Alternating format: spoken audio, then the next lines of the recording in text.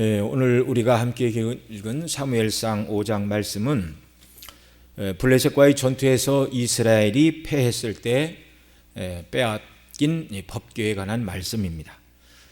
이스라엘과 블레셋과의 전투가 벌어졌고 첫 번째 싸움에서 이스라엘이 패하여 4천 명이 죽었습니다. 그러자 이스라엘 장로들이 세운 전략은 회개하고 하나님의 은혜를 간구해야 되는데 그러지 않고 우리가 여호와의 궤를 앞세우지 않고 나가서 졌구나 그렇게 생각하고 실로에 있는 성소에서 이제 법궤를 메어오게 했는데 제사장 홈리와 비느하스가 법궤를 모시며 그 전투에 참여를 했습니다. 두 번째 전투에서 이스라엘 병사 3만이 죽고 부상자는 역시 엄청나게 나왔죠. 법궤를 모시던 홈리와 비느하스 두 제사장이 죽었고 그들이 모시고 전투에 나갔던 법궤를 빼앗기고 말았습니다. 그러나 법궤를 빼앗긴 이 사건이 여호와 하나님께서 능력이 없으셔서 전쟁에 패한 것은 아니라는 사실입니다. 왜 법궤가 빼앗기도록 하나님께서 내버려 두셨죠? 이것은 부패하고 타락한 이스라엘의 당시 신앙에 경종을 울리시기 위함이었습니다. 또 부패하고 타락한 성소의 제사장들을 심판하시는 어떻게 보면 구약의 성전 청결 사건이 바로 블레셋과의 전투에서 하나님께서 이스라엘이 패하도록 내버려 두시고 법궤가 빼앗겨 사로잡혀 가도록 그냥 허락을 하신 것이죠. 오늘 본문 5장에서는 두 가지 방식으로 하나님께서 힘이 없어서 법궤를 빼앗겼거나 이스라엘이 전투에서 패한 것이 아니라는 사실을 두 가지 방면을 통하여 보여주시고 있습니다. 첫째는 이스라엘이 빼앗긴 여호와의 법궤가 홀로 블레셋의 다곤 신당에서 그 신을 심판하고 있는 모습입니다. 그러니까 고대 시대 전쟁이 일어나면 이제 전쟁에 참여하는 두 나라가 자기들의 신에게 제사를 드립니다. 물론 이제 이스라엘은 우상을 숭배하듯이 그렇게 한 것은 아니었지만 그래서 신들 세계에서 먼저 싸움이 일어나고 신들 세계에서 싸움의 승패가 결정된 것이 땅에 그 신을 섬기는 백성들 가운데 싸움의 결과로 나타난다. 그렇게 믿던 세계관과 가치관이 그런 시대에 살고 있던 사람들이었어요. 그러니까 이 블레셋 사람들은 자기들이 전투에서 이겼다. 그러니까 이게 법궤가 이스라엘 진에 들어올 때 여호와 그들의 신이 저기에 들어왔다. 큰일 났다. 그러나 장부처럼 굳세게 하여 우리가 저들의 종이 되지 말고 저들을 우리의 종 삼은 것처럼 끝까지 한번 싸워보자. 그렇게 얘기를 했잖아요. 그러니까 당시 사람들은 신들의 세계에서 싸움이 먼저 일어나고 어느 신이 강하냐에 따라서 그 신을 섬기는 사람들이 전투에서 승리도 하고 뭐 이렇게 전리품을 얻기도 하고 이런 것으로 나타난다 믿던 그런 시대였습니다. 그러니까 이들이 전쟁에서 이겼다 그러면 자기들의 신 다곤이 이스라엘의 하나님 여호와보다 월등 우월한 신이고 능력이 많은 신이라고 그렇게 생각을 했겠죠. 그래서 이제 자기들의 신당에 여호와의 법궤를 갖다 놓았는데 그러나 그들의 뜻대로 되지 않았습니다. 둘째는 블레셋의 새 성읍을 하나님께서 법궤가 가는 족족 그 성읍을 독종으로 치심을 통하여 하나님께서 힘이 없어서 이스라엘이 전쟁에 패한 것이 아니고 법궤가 빼앗긴 것도 아니라는 사실, 교만하고 악한 그들을 하나님께서 심판하시고 징계하심으로 여전히 영광을 홀로 받으시고 나타내시는 모습입니다. 자, 이스라엘과의 전투에서 1차에 4천 명 죽고 2차에 3만 명의 이스라엘 군사가 죽고 무엇보다 여호와의 법궤를 빼앗긴 것은 이스라엘에게 있어서는 크나큰 실패이고 수치이고 신앙의 퇴보인 반면 블레셋 사람들에게는 너무너무 영광스러운 승리였습니다. 고대 시대에 전쟁의 승리를 하게 되면 그들이 승리의 개선가를 부르죠. 빼앗은 전리품과 포로들을 쭉 앞세우고 나팔을 불고 이렇게 개선가를 부르며 돌아가 이제 잔치를 열고 축하를 하는 그런 일들이 고대 시대에 흔히 있던 일들입니다. 고린도후서 2장 15절로 16절에 보면 이런 말씀이 있어요. 우리는 구원 얻는 자들에게나 망하는 자들에게나 하나님 앞에서 그리스도의 향기니 이 사람에게는 사망으로 쫓아 사망에 이르는 냄새요 저 사람에게는 생명으로 쫓아 생명에 이르는 냄새라. 누가 이것을 감당하리요? 이렇게 말씀하고 있는데, 이 부분을 신약의 대주석가인 윌리엄 바클레이는 이 부분을 주석하면서 사도 바울이 지금 이 편지를 쓰고 있는 이 부분은 로마의 개선 행렬을 염두에 두고 지금 이것을 쓰고 있다, 그렇게 설명을 합니다. 그래서 로마의 장군이 큰 전쟁에서 승리를 하게 되면, 그러니까 이제 로마 시대에는 적어도 5,000명 이상의 적군을 죽여야 되고 또 영토를 넓혀야 되고 뭐 이제 이런 몇 가지 조건이 있었는데, 그런 조건에 부합한 승리를 거둔 개선 장군들에게는 최고의 영예가 바로 개선식이었습니다. 개선식. 그래서 맨 앞에 관리와 원로원들이 앞장서가고, 그 다음에는 이제 빼앗은 그런 전리품들이 뒤를 따르고, 그 다음에 향로를 피워서 향기를 피우고, 향로를 들고 가는 사람, 꽃을 뿌리는 사람, 그리고 이제 그 뒤에 이제 개선 장군이 이렇게 뒤따르며 가는 것이죠. 그 개선 행렬에 여기 향기다라는 표현이 나왔는데요. 승리한 사람들에게는 향을 피워서 아름다운 향과 꽃을 뿌리며 걸어가는 그 길이 개선 장군에게는 한없이 영광스러운 길입니다. 내가 이런 승리를 얻었고 온 백성들이 다 나와서 환영을 해주고 참 최고의 영예죠. 그런데 그 길을 똑같이 걸어가지만 전쟁에 패하여 포로로 끌려오고 있는 적국의 왕이나 장수, 포로가 되어 노예로 끌려온 사람들의 입장에서는 그 향기가 향기롭지 않은 향기입니다. 꽃길을 뿌려놨지만 자기들 영화롭게 밟고 지나가라는 그 길이 아니라, 꽃길이요 향기가 풍겼지만 수치와 모멸과 멸시와 사망의 향기가 되는 것이죠.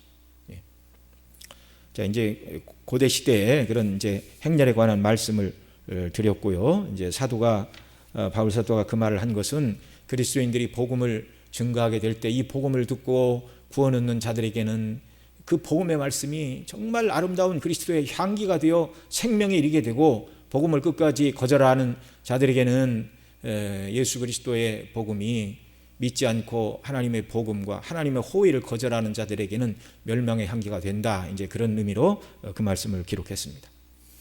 자, 이 블레셋 사람들은 법궤를 빼앗고 3만 명을 죽이고, 뭐 자세한 건 얘기를 안 하고 있지만 전투에서 빼앗은 전리품들도 굉장했을 것입니다. 이것을 앞세우고 승리의 개가를 부르고 잔치를 열고 축하를 하고, 그리고 정말 온 아스돗으로 이제 그 여호와의 법궤를 가지고 갔는데, 그 아스돗은 그날 말 그대로 이제 축제와 잔치의 장이 벌어졌을 것입니다.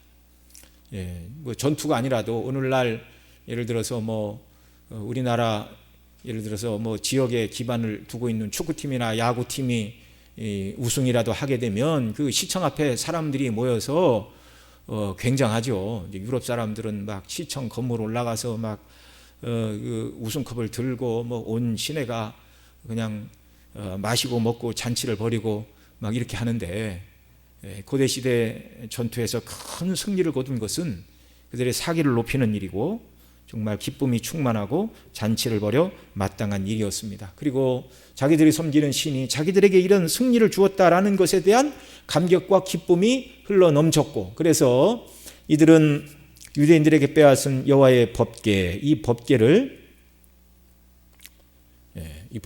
자기들의 신인 다곤 신당에 이제 가져다 놓게 됩니다. 이를테면 여호와 하나님의 법궤를 이스라엘의 신을 포로로 잡아온 셈이에요.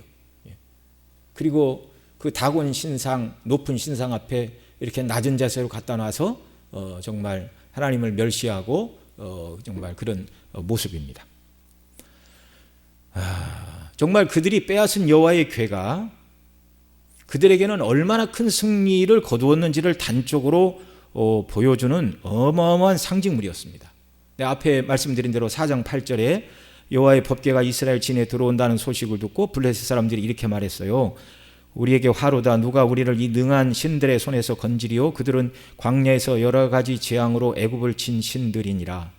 당시 최강대국인 애굽, 그리고 그 애굽의 왕 바로의 항복을 받아내시고 절대로 불가능할 것 같았던 이스라엘의 남자 장정만 20세 이상으로 계산된 사람만 60만, 여자와 어린아이를 하면 200만이 넘고 수많은 가축과 수많은 재산을 다 내보냈어요.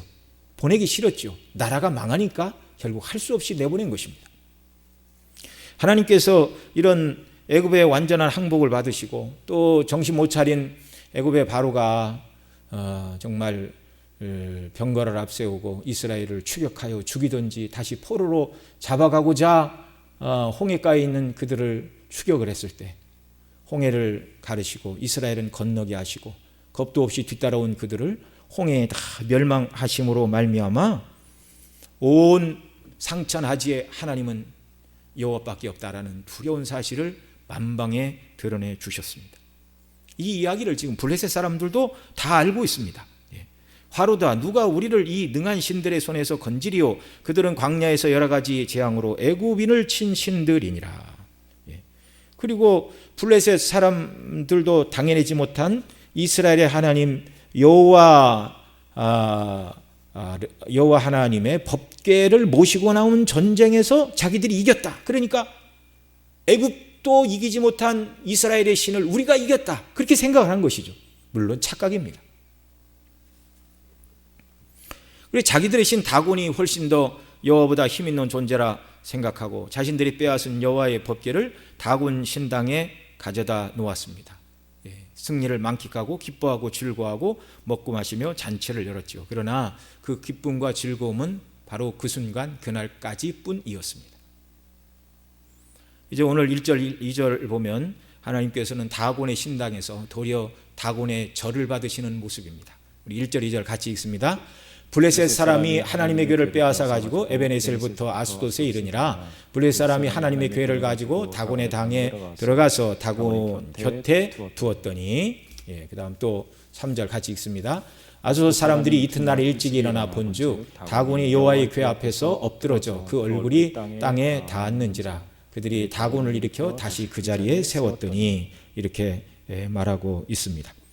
참 그들이 여호와 하나님이 얼마나 강하신 분인가, 그 다음에 자기들이 어떻게 이겼는가, 여호와의 법궤를 어떻게 빼앗게 되었는가, 이걸 곰곰이 생각을 했다면 하나님의 힘이 약해지시거나 무능하신 분이 아니고 이스라엘을 징계하시기 위하여 이런 일을 행하셨다라고 머리가 돌아갔어야 되는데 그렇게 하지 못했어요. 그래서 그 두렵고 영화로우시고 거룩하신 하나님의 임재의 초소인 법궤를 감히 사람이 만든 헛된 우상인 다곤의 신전에 가져다 놓았습니다. 그리고 자기들의 신이 더 훨씬 위대하다. 그러나 그들의 뜻대로 되지 않았죠. 이것은 큰 착각이고 여호와의 진노를 사는 일이었습니다. 이사야 42장 8절에 이렇게 말합니다. 나는 여호와니 이는 내 이름이라. 나는 내 영광을 다른 자에게 내 찬송을 우상에게 주지 아니하리라.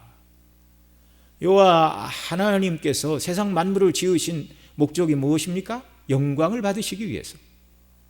하나님은 그 존귀하신 이름의 영광을 다른 신과 어떤 사람과 함께 나누기를 원하지 않으십니다. 하나님이 옹졸해서 그런 게 아니고 홀로 거룩하시고 영화로우시니까 그런 거예요. 하나님만 자존하시고 자족하신 분이고 그 외 모든 것은 하나님 지으신 피조물입니다. 사단 마귀도 하나님이 지으신 선한 천사였는데 하나님을 배반하고 타락하여 악한 영이 된 것이죠. 하나님만 한 분 하나님이십니다. 그러니 세상의 모든 피조물은 하나님께만 영광을 돌리고 경배를 돌려야 되는 것이죠. 그래서 하나님은 나는 여호와니 이는 내 이름이라. 나는 내 영광을 다른 자에게 내 찬송을 우상에게 주지 아니라. 이렇게 말씀해 주셨습니다. 자, 이런 하나님이신데 여호와의 궤가 다곤 신당에 끌려간 모양으로, 포로로 잡혀간 모양으로 다곤 신상 앞에 그들이 가져다가 모셔 놓았는데 이것은 블레셋 사람들이 하나님의 영광을 빼앗고 있는 모습이죠. 다곤의 영광을 높이고 있는 모습입니다. 내 찬송을 우상에게 주지 아니하리라 하신 하나님께서 묵과하실 수 없는 일이었습니다. 사무엘 4장에 블레셋과 이제 이스라엘과의 싸움은 민족과 민족과의 싸움이 되었는데요. 법궤를 빼앗은 이 블레셋 사람들이 여호와의 궤를 정중하게 모시지 않고 다곤 신당 앞에 포로처럼 갖다 놓는 일을 통하여 이제 이 5장에서는 여호와 하나님과 다곤 신의 싸움이 시작이 된 것입니다. 물론 다곤은 신이 아니고 이름뿐인 우상입니다. 이해를 돕기 위해서 표현을 이제 이렇게 하는 것뿐이에요. 여호와 하나님과 신이 아닌 헛된 우상과의 싸움인데 싸움이 될 리가 없죠. 싸움이 될 리가 없죠. 블레셋 사람이 감히 여호와 하나님을 두려워하지 않고 싸움을 걸어온 것입니다. 자, 4절 그 다음 보겠습니다. 그 이튿날 아침에 그들이 일찍이 일어나 본즉 다곤이 여호와의 궤 앞에 엎드러져 얼굴이 땅에 닿았고 그 머리와 두 손목은 끊어져 문지방에 있고 다곤의 몸통만 남았더라. 그러니까 3절에서는 첫날 밤이 지나고 보니까 다곤 신상이 여호와의 궤 앞에 엎드려져 절을 하고 있는 형국입니다. 의도적으로 하나님 그렇게 하신 거예요. 그러자 이들이 이게 웬일이야? 우연히 이런 일이 일어났나? 깨닫지 못하고 다시 그 다곤의 신상을 이렇게 세워놨어요. 그리고 다음 날 봤더니 다시 엎드러져 있는데 문지방에 다곤의 목과 두 손이 부러져 걸쳐져 있었습니다. 이제는 이제 우연이라 말하기가 어렵게 되었어요. 이제 그들도 알게 되었죠. 아, 이것은 여호와 하나님이 우리의 신 다곤을 친 거구나. 5절에 보면 5절 같이 있습니다. 그러므로 다곤의 제사장들이나 다곤의 당에 들어가는 자는 오늘날까지 아스돗에 있는 다곤의 문지방을 밟지 아니하였더라. 그 문지방에 뭐가 있었다고요? 다곤 우상의 머리와 부러진 두 손이 있었습니다. 그러니까 그 문지방을 밟으면 자기들의 다곤 신상의 머리를 밟는 것처럼 생각을 해서 그 머리가 부러지고 손이 부러져 있던 그 문지방은 밟지 않고 건너다녔다 그 말이에요. 그러니까 무능하고 쓸모없는 우상에 대한 존경과 예의를 문지방을 받지 않음으로 표현하고 있습니다. 근데 이렇게 할 일이 아니라 어떻게 해야 됩니까? 하나님 앞에 회개하고 은혜를 구해야 되죠. 겸손하게.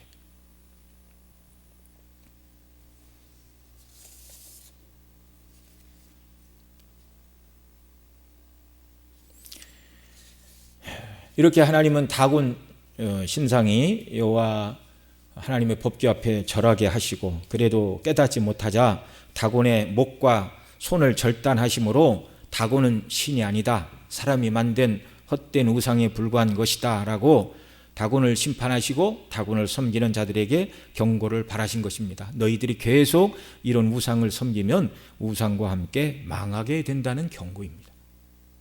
만일 이들이 여호와의 경고를 깨닫고 여호와 앞에서 겸비하고 하나님을 경외하는 신앙으로 돌이켰다면 크고도 놀라운 복을 받았을 것입니다.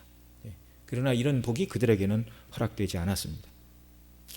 여호와 하나님은 이스라엘 백성이 하나도 없는 블레셋 땅에서 그들의 신 다곤의 절을 받으시면서 영광을 드러내셨습니다. 절대로 여호와 하나님이 힘과 능력이 부족해서 이스라엘이 전쟁에 패하고 법궤가 포로로 붙잡혀간 것이 아니라는 말입니다. 다곤은 신이 아니었습니다. 이렇게 여호와 하나님께서는 블레셋의 다곤이 이름뿐인 허망한 존재임을 드러내셨을 뿐만 아니라 이제 6절로 12절에 보면 블레셋의 여러 성읍에 독종으로 치심을 통하여 여전히 그 블레셋 사람들에게 여호와 하나님께서 힘이 없어서 이스라엘이 전쟁에 패한 것도 아니고 하나님이 능력이 부족해서 법궤가 빼앗긴 것도 아니라는 사실을 그 모든 사람들에게 드러내시고 경고하시고 그들을 심판하시는 모습입니다. 자, 6절 7절 또 읽습니다. 여호와의 손이 아스돗 사람에게 엄중히 더하사 독종의 재앙으로 아스돗과 그 지경을 쳐서 망하게 하시니 아스돗 사람들이 이를 보고 가로되 이스라엘의 신의 궤를 우리와 함께 있게 못할지라 그 손이 우리와 우리 신 다곤을 친다 하고 이 아스돗 사람들은 자기들의 성읍에서 벌어지는 독종 곧 전염병이 여호와 하나님의 행사임을 고백하지 않을 수가 없었습니다. 약간의 지각만 있어도 대번에 할 수 있는 일이죠. 아스돗의 다곤의 신당에서 벌어진 일부터 시작하여 이런 일이 없었는데 여호와의 궤가 아스돗에 들어온 이후에 신당에서 일어나는 그들 입장으로는 회개하기 이를 데 없는 일, 그리고 독종이 일어나 다른 데는 멀쩡해요. 그런데 여호와의 괴마가 있는 아스돗에서만 독종이 일어나 수많은 사람이 죽어나가고 질고로 고통을 받으며 심인함하고 있는 모습입니다. 자, 그래서 이들이 어떻게 하고 있죠? 그 화를 면하기 위하여 여호와의 궤를 다른 곳에 보내고자 하고 있습니다. 8절로 9절 또 읽습니다. 이에 보내어 블레셋 사람의 모든 방백을 모으고 가로되 우리가 이스라엘의 신의 궤를 어찌할꼬? 그들이 대답하되 이스라엘의 신의 궤를 가드로 옮겨가라 하므로 이스라엘 신의 궤를 가드로 옮겨갔더니. 자, 이게 사람들이 다 모여서 의논을 해요. 똑똑하면 어떻게 해야 돼요? 야, 빨리 돌려보내야 된다. 우리가 회개해야 된다. 그래야 안 망한다. 그런데 이 아스돗 사람들은 여호와의 궤 때문에 그렇다. 우리가 여호와의 궤 앞에서 정말 하나님을 능멸하고 멸시하는 악을 행해서 그렇다라고 고통당하는 아스돗 사람들은 그걸 깨달았는데, 그런데 뭐라고요? 이스라엘 블레셋 사람의 다른 지역에서 온 모든 방백들은 뭐라고 얘기를 합니까? 어찌할꼬 그러자 이스라엘의 신의 궤를 그러면 가드로 한번 옮겨보자. 이건 무슨 말이에요?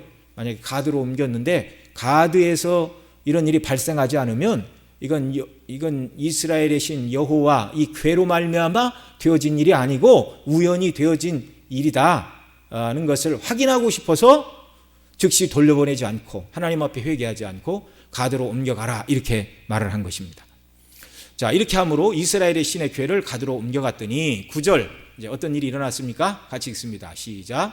그것을 옮겨간 후에 여호와의 손이 심히 큰 환난을 그 성에 더하사 성읍 사람의 작은 자와 큰 자를 다 쳐서 독종이 나게 하신지라. 예, 가드로 여호와의 궤를 옮겨갔는데 가드에서는 아무런 일도 일어나지 않았다면 아스돗에서 일어났던 독종은 여호와 하나님과 상관없다. 우리가 빼앗아온 법궤와 상관이 없다. 이렇게 말하고 싶었는데, 그런데 여호와의 궤가 가드에 가자마자 어떻게 되었습니까? 여호와의 손이 심히 큰 환난을 그 성에 더하사 성의 사람의 작은 자와 큰 자를 다 쳐서 독종이 나게 하신지라. 그러니까 이제 아무도 여호와의 궤가 아스돗에 가면 아스돗 사람들이 독종으로 싹 알아눕고 죽고 그런 거 아닌가 확인하게 하여 가드로 옮겼는데 가드로 여호와의 궤를 옮기자마자 역시 여호와의 신이 그들을 치심으로 말미암아 큰 자나 작은 자나 다 독종으로 죽어나가고 그 병으로 고통받고 있는 이 모습. 그러니까 그 블레셋의 모든 사람들로 말미암아 여호와의 궤만 빼앗아 왔잖아요. 거기 이스라엘 사람 하나도 없었어요. 홀로 하나님께서 이 일을 행하신다라는 사실을 이제 이방인의 입을 통하여 하나님이 영광을 받고 계십니다. 우리 하나님 그런 분이세요.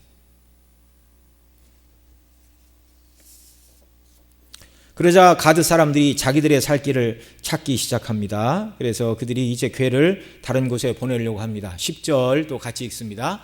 이에 그들이 하나님의 궤를 에글론으로 보내니라. 하나님의 궤가 에글론에 이른즉 에글론 사람들이 부르짖어 가로되. 자, 이 에글론 사람들은 이 궤가 아스돗에서 가드에서 자기들의 성읍으로 이 궤가 오자마자 이들은 어떻게 하기 시작을 해요? 부르짖고 있어요. 아니, 우리를 죽이려고 지금 이게 무슨 짓이냐? 예? 부르짖어 가로되 그들이 이스라엘 신의 궤를 우리에게로 가져다가 우리와 우리 백성을 죽이려 한다 하고. 예.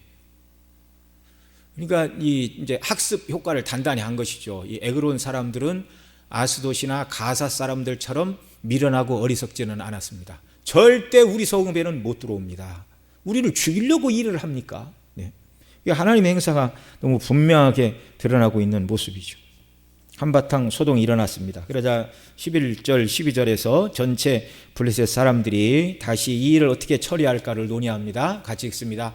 이에 보내어 블레셋 모든 방백을 모으고 다시 모았어요. 가로되 이스라엘 신의 궤를 보내어 본초로 돌아가게 하고 우리와 우리 백성의 죽임을 면케하자 하니 이는 온 성이 사망의 환난을 당함이라. 거기서 하나님의 손이 엄중하심으로 죽지 아니한 사람들은 독종으로 치심을 받아 성읍의 부르짖음이 하늘에 사무쳤더라.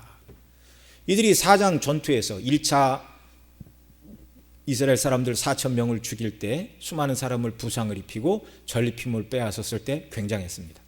2차 전투에서 3만 명의 유다인을 죽이고 전리품을 빼앗고 수많은 부상자들을 일으키고 여호와의 법궤를 빼앗아 올 때는 정말 기고만장했지요. 승리의 기쁨에 어쩔 줄을 모르고 자기들의 신 만세를 부르고 공로를 세운 사람들을 지켜 세우고 정말 엄청난 축제를 벌였습니다. 그런데 이스라엘 백성이 하나도 없는데 여호와의 궤를 빼앗아 가고 여호와의 궤를 멸시하고 하나님께 합당한 예를 갖추지 않자 여호와께서 홀로 그들이 섬기던 다곤 신상의 머리와 손목을 자르시고 엎드려 경배하게 하시고 아스돗과 가사에서 그 다음에 에글론에서 독종을 일으켜 수많은 사람들이 죽고 고통에 부르짖게 하셨습니다.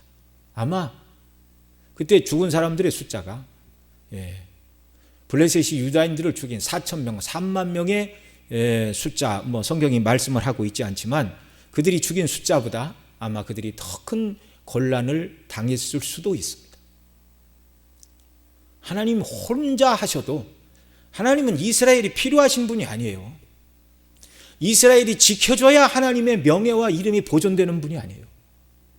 이스라엘 백성 하나도 없는데 하나님이 홀로 영광과 권능을 드러내셨습니다. 너희들이 유다와 싸워서 이기고 여호와의 궤를 빼앗은 것은 너희들의 신이 대단하거나 너희들의 능력이 대단해서가 아니라 내가 죄지은 내 백성을 잠시 징계하기 위해서이다. 그런데 징계의 막대기로 하나님이 블레셋을 들었었는데 징계의 막대기인 블레셋이 여호와 하나님을 경배하지 않고 교만히 행하자 하나님이 그들에게 더 큰 악으로 갚으십니다. 이보다 더 크게 이런 일이 일어났죠. 유다가 바벨론에 의하여 멸망을 당했습니다. 그런데 하나님이 징계의 막대기로 쓰신 바벨론이 교만하게 행하자 그 나라가 70년 만에 망하고 말았어요. 역사의 주인은 하나님이십니다. 우리는 성경에서 이런 사건을 읽을 때마다 하나님이 누구신가를 생각하고 그 하나님을 온전히 신뢰하고 의지하는 믿음으로 견고히 서야 됩니다. 성경의 주인공, 성경의 주제는 하나님이 누구신가? 계속 그걸 말하고 있는 거예요. 우리가 믿고 의지하고 신뢰하고 순종해야 될 하나님은 누구신가? 우리의 보호와 우리의 도움이 없으면 하나님은 홀로 서실 수 없는 그런 하나님이 아니십니다. 자존하시고 자족하신 하나님. 그 백성들이 온전히 하나님께 영광을 돌릴 때 하나님이 그 백성을 축복하시고 그들을 통하여 하나님의 복이 세상에 퍼져나가도록 하나님은 그런 은혜를 베풀어 주시죠. 그런데 이스라엘이 죄악 가운데 빠지고 하나님의 제사를 멸시하고 우상을 숭배하고 이렇게 할 때 하나님이 이방인들의 손에 이스라엘을 파사 그들이 고난을 당하고 고통을 당하고 여호와 이름이 멸시를 당하게 하시지만 여전히 하나님은 권능의 하나님이시라는 사실입니다.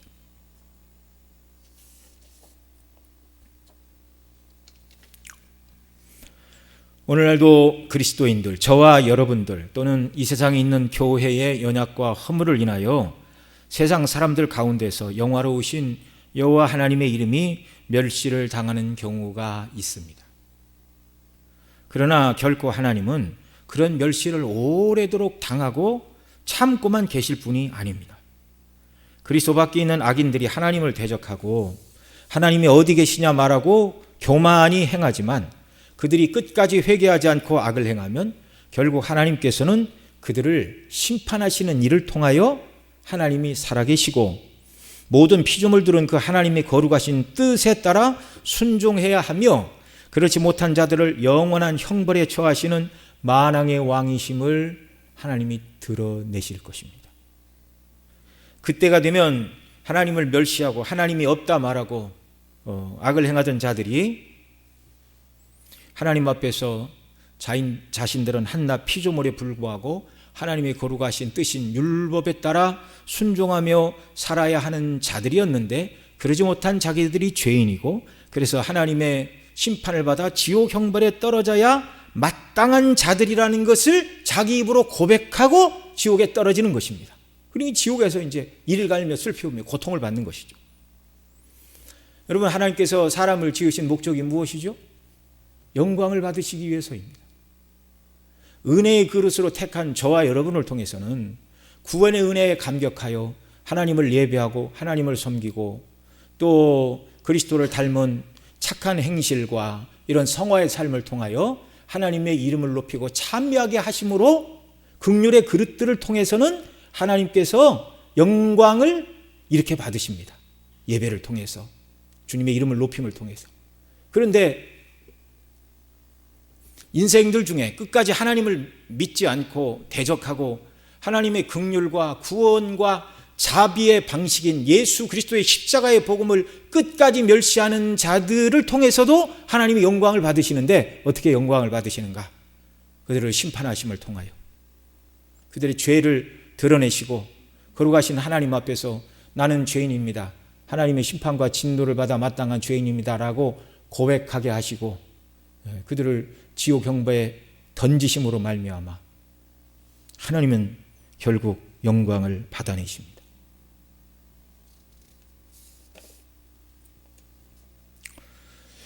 우리는 예수님을 믿음으로 값없는 구원의 은혜를 받았습니다. 이 땅에서부터 하나님을 아버지로 부르며 섬기는 복을 받은 자들입니다. 그러니 저와 여러분은 믿음으로 견고히 서서 하나님을 기쁘시게 하는 은혜의 그릇들로 날마다 서야 하는 것이죠. 우리가 바로 서지 못하면 세상 사람들은 우리를 욕하고 교회를 핍박하고 저주하며 하나님을 멸시하게 되는 것입니다. 우리 때문에 거룩하신 하나님의 이름이 멸시를 받는다면 그것 자체로 서글픈 일이고, 우리가 세상에 악을 행하고 덕을 세우지 못하여 믿지 않는 세상 사람들이 우리를 욕하고 교회를 핍박하고 하나님을 멸시하게 된다면 우리가 세상 사람들에게도 죄를 짓는 거예요. 왜요? 그들이 회개하지 않고 끝까지 그렇게 하면 하나님의 더 큰 진노와 심판을 면할 길이 없기 때문에 그런 것입니다. 그래서 저와 여러분 모두는, 구원받은 하나님의 백성들 모두는 믿음으로 견고히 서서 하나님께 영광을 돌려야 됩니다. 말씀드린 대로 우리가 악을 행함으로 세상 사람들이 교회를 핍박하고 하나님을 멸시하게 하는 일을 통해서 우리가 그들로 하나님의 저주를 받게 하는 그런 통로와 도구로 쓰임받아서는 안 되겠습니다. 도리어 우리는 그리스도의 복음을 전하고 우리의 착한 행실을 통하여 빛을 드러내고 하나님이 누구신가, 내게 베푸신 하나님의 놀라운 구원과 사랑과 은혜를 믿지 않는 사람들에게 드러내고 증거할 방식은요, 우리가 행하는 선한 삶의 모습밖에 없는 것입니다. 저 예수 믿는 저 사람이 내가 이 정도 저 사람을 약 올리고 저 사람을 시험하고 괴롭히면 똑같이 화를 내고 싸우자고 덤빌고 그냥 이를 박박 깔고 그래야 되는데 왜 안 그러지? 참 이상하네. 뭐 때문에 그럴까?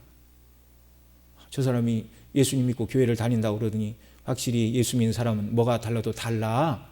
이런 일들이 하나 두 개 일어날 때 하나님께서는 우리의 선한 행실을 통하여 영광을 받으시고 불신자들의 죽어있는 양심을 찌르시는 겁니다. 봐라, 예수님 믿는 자녀인 내 아들 내 딸의 행하는 일들을 봐라. 네가 끝까지 악을 행하면 하나님의 진노와 심판을 면치 못할 것이다. 하나님의 자녀가 예수님 믿고 고통과 어려움 속에서도 평안하고 평정심을 잃지 않고 하나님을 경외하는 신앙으로 견고히 서 있는 하늘의 소망으로 충만한 저 하나님의 백성을 봐라. 하나님이 그렇게 우리를 통하여 악한 자들을 권고하시는 때가 온다는 사실입니다. 때가 되면 하나님께서 인간의 역사를 끝내시고 모든 악인들과 더러운 귀신들을 심판하시는 영광의 날을 가져오십니다. 그날이 바로 우리 구주 예수 그리스도의 재림의 날입니다. 그날이 이르도록 저와 여러분은 오직 우리가 받은 놀라운 대속의 사랑과 하나님의 사랑을 드러내고 광포하는 자들로 쓰임받기를 바랍니다. 그래서 사도 바울이 말했던 것처럼 저와 여러분은 생명 얻는 자들에게 향기로, 그리스도의 향기로 모든 사람 앞에서 드러나고 향기가 뿜어져 나가고 그리스도의 이름을 높이 드러내는 하나님께서 택한 백성을 구원하시는 정말 전도의 도구로 저와 여러분 모두를 더 사용해 주시기를 소원합니다. 기도하겠습니다. 사랑하시는 아버지 하나님, 고맙고 감사합니다. 정말 죄악 가운데 하나님의 진노와 심판을 받아 멸망받아야 마땅한 죄인들 영원전에 택하여 주시고 그리스도의 대속의 은혜로 건져주시고 성령님의 놀라운 감동 감화 역사로 예수님 믿고 십자가의 복음이 나를 위한 사건임을 고백하게 하시고 하나님의 자녀가 되는 놀라운 은총을 우리에게 베풀어 주셨습니다. 우리가 구원받은 하나님의 백성답게 주의 영광을 높이며 살아가는 하나님의 긍휼의 그릇, 은혜의 그릇들이 되도록 인도해 주시기를 원합니다. 우리의 말과 선한 행실을 통하여 하나님의 사랑과 복음의 영광이 강포되게 하옵시고 하나님의 택한 백성들이 우리의 선한 행실과 전도를 통하여 주님 품에 나와 예수님 믿고 구원 얻는 놀라운 역사가 일어나도록 우리에게 은혜를 더하여 주시고 긍휼로 함께하여 주시옵소서. 이 모든 말씀 우리 구주 예수님의 이름으로 기도드리옵나이다. 아멘.